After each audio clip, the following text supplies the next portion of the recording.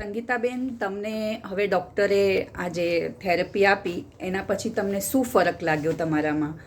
પહેલાં એને થેરેપી વગર પહેલાં મને ને આમ વાંકું વળવું હોય ને તો આમ બેસીને ધીમે ધીમે કરીને લેવું પડતું હતું. હમણાં ફટાક કરીને ઊભી થઈ શકું એટલે એક જ કમરમાં બહુ સારું એક જ વારમાં તમને આટલો સરસ ઇફેક્ટ આવ્યો છે. એક જ વારમાં સરસ એમને આપણે કાયરોપ્રેક્ટિક થેરાપી આપી અત્યારે, અને એ થેરાપીની આ અસર થઈ છે.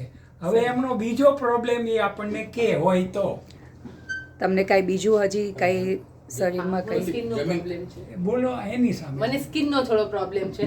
સ્કિન બહુ ડ્રાય થઈ જાય છે મારી. અચ્છા, તો એનો ઈલાજ તમે બતાવો. એમને સ્કિન જે ડ્રાય થઈ જાય છે એનો અર્થ શું થયો કે શરીરમાં એના ચામડી ઉપર જેટલો તેલી પદાર્થ ચીકાશ રહેવી જોઈએ તે રહેતી નથી.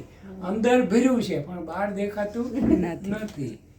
ચામડી ઉપર સૂકાપણું છે. એટલે એમને થોડી ગરમી પણ છે સાથે, બહુ જ.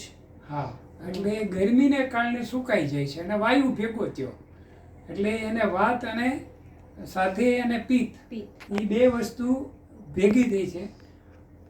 તેમ છતાંય એને થોડુંક ચરબી પણ છે શરીરમાં, એટલે થોડો કફ પણ કહેવાય. એટલે આ બેનને મારી ભાષામાં કહું તો ઇમ્બેલેન્સ ત્રિદોષ, એટલે ત્રણેય દોષોની વધઘટ એના શરીરમાં પરિણામે આ બધા પ્રોબ્લેમ એ અનુભવે છે. તો હવે એને આપણે લીંબોળીના તેલથી આધારિત એવું તેલનું માલિશ આપ્યું આખા શરીરમાં. બીજું એના શરીર ઉપર આપણે એલોવેરા બેઝ મલમનો આખા શરીર ઉપર એનો મસાજ આપીશું. અને મોઢેથી લેવા માટે એમને ખાસ કરીને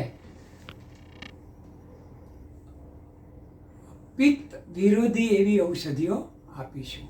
બેસ લખી નાખો.